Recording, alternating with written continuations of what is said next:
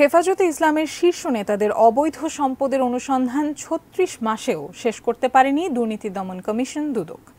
Committee গঠন আর পুনর্গঠনই আটকে আছে এ কাজ। দুদকের এমন কাণ্ডে হতাশা প্রকাশ করেছে মৌলবাদী ও সাম্প্রদায়িক সন্ত্রাস তদন্তে গণকমিশন। ধর্ম ব্যবসায়ীদের ভয় না পাবার আহ্বান তাদের। তাওহিদ সৌরভ জানাচ্ছেন বিস্তারিত। ২০১৩ সালের মে মাসে রাজধানীর শাপলা চত্বর ঘেরাও করে সমালোচিত হয়েছিল হেফাজতে ইসলাম। পরে নানা ঘটনার জন্ম দেওয়া এই সংগঠনটি আবারও আলোচনায় আসে ২০২১ সালে মামুনুল হকের রিসোর্ট কাণ্ডে।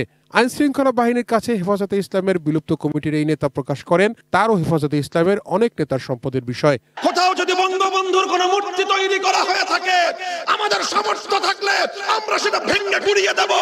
২০২১ সালের মে মাসে হেফাজতে ইসলামের শীর্ষ নেতাদের সম্পদের খোঁজে নামে দুদক। সে সময় দুদকের পরিচালক আক্তার হোসেন আজাদের নেতৃত্বে গঠন করা হয়েছিল ৬ সদস্যের বিশেষ টিম।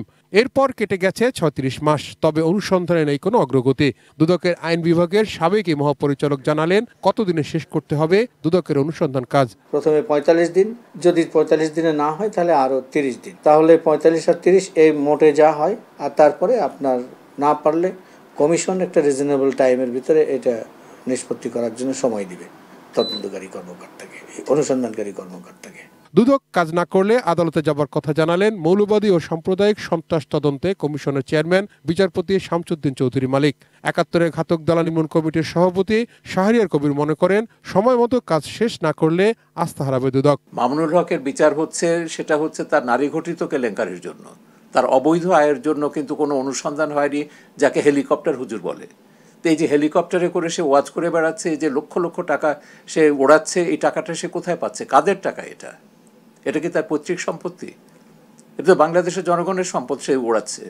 এই জন্য প্রত্যেককে এদেরকে জবাবদিহিতার আওতায় আনতে হবে এবং দৃষ্টান্তমূলক শাস্তি দিতে হবে। শেষ একটি অ্যাটেম্প্ট নেব দুদককে বলতে যে দেখুন, আমরা যে তথ্যগুলো দিয়েছি এগুলো অত্যন্ত স্পষ্ট এবং এর জন্য দুদকের আইন অনুযায়ী আপনারা এটা করেন। সেখানে যদি আমরা ব্যর্থ হই, অবশেষে আমাদের পিঠ যদি দেয়ালে ঠেকে যায়, তখন আমরা বাধ্য হয়ে করে যেতে। দুদকের অনুসন্ধান শুরুর পর এরই মধ্যে মাওলানা জুনায়েদ বাবুনগরী সহ মারা গেছেন হেফাজতে ইসলামের বেশ কয়েকজন নেতা। তাওহিদ সৌরভ, এটিএন নিউজ, ঢাকা।